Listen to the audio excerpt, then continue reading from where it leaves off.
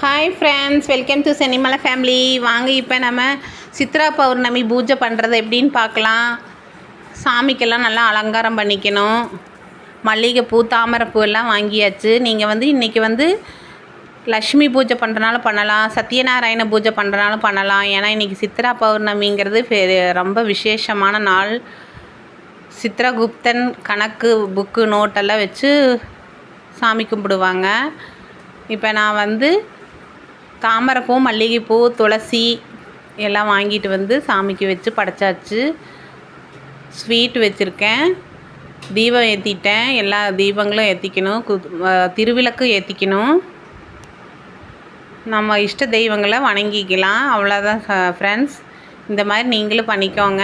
அதே மாதிரி முழு நிலவு வந்ததுக்கப்புறம் பௌர்ணமி நைட்டு ஒரு 9:30 அப்படி நீங்கள் போயிட்டு முழு நிலவு பார்த்து சூடம் காட்டிட்டு மல்லிகைப்பூ போட்டு சாமி கும்பிட்டுட்டு, அவங்க இன்றைக்கி சித்ரா பௌர்ணமி அன்னைக்கு என்ன வேண்டுறீங்களோ அது கண்டிப்பாக நடக்கும்னு சொல்லியிருக்காங்க.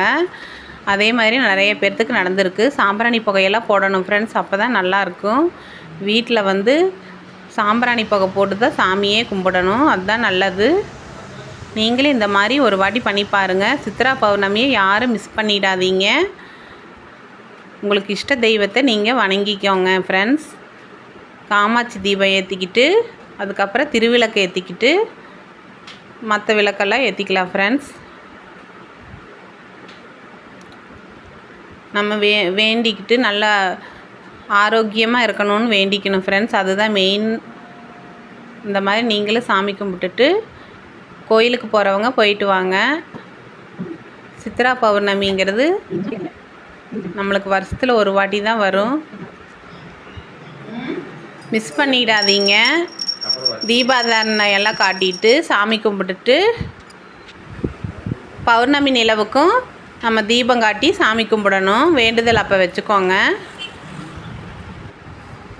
ஸ்வீட் வச்சு சாமி கும்பிடுங்க ஃப்ரெண்ட்ஸ். இந்த மாதிரி நான் இந்த மாதிரி தான் பண்ணியிருக்கேன். நீங்கள் எப்படி பண்ணுவீங்கன்னு கமெண்ட் பண்ணுங்கள் ஃப்ரெண்ட்ஸ். தேங்க்ஸ் ஃபார் வாட்சிங்.